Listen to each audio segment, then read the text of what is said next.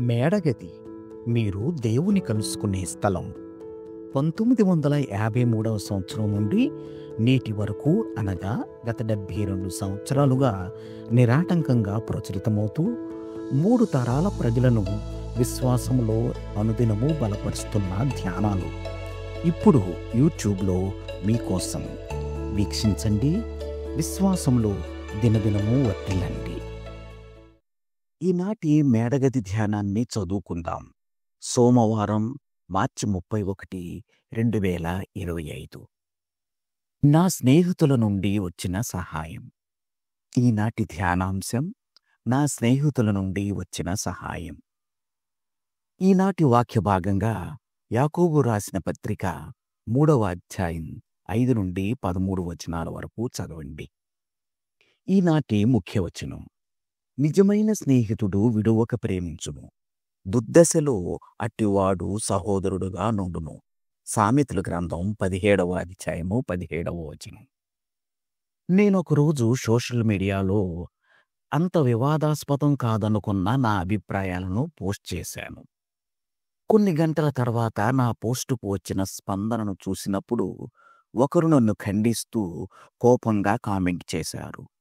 దానికి 2 వ్యక్తులు అభ్యంతరం తెలుపుతూ నాకు సపోర్టుగా తమ కామెంట్స్ పెట్టారు.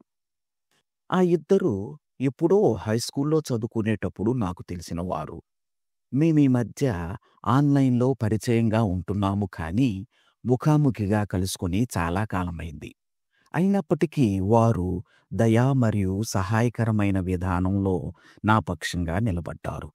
వారి మాటలు నాకు వ్యతిరేకంగా పెట్టిన పోస్ట్ ద్వారా కలిగిన బాధను తొలగించాయి.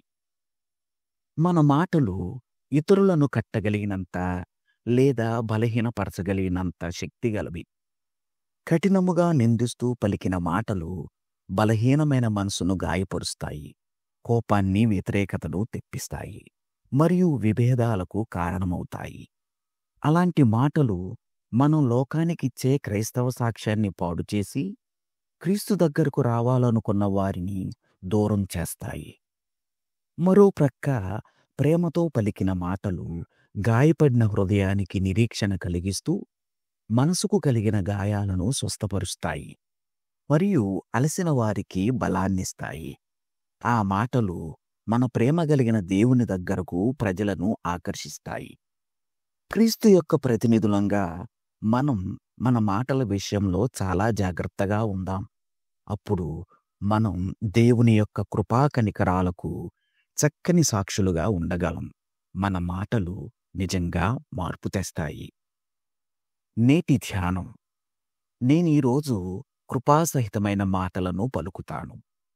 ప్రార్థన: ప్రియ తండ్రి, నీవు మాకు అనుగ్రహించిన కృపకై కృతజ్ఞతలు.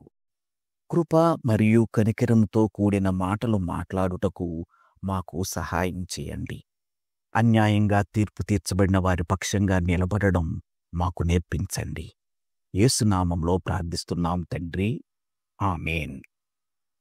ప్రార్థనాంశం: నాకు అండగా ఉన్న స్నేహితులు.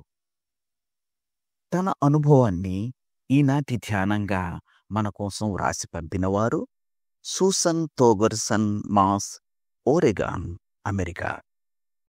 మేడగది అనుదిన ధ్యానాలు మీకు ఆశీర్వాదకరంగా ఉన్నట్లయితే వెంటనే మన ఛానల్ని సబ్స్క్రైబ్ చేయండి. లైక్ చేయడం, షేర్ చేయడం మర్చిపోకండి. దేవుడు మిమ్మును దీవించునుగాక. ఆమేన్.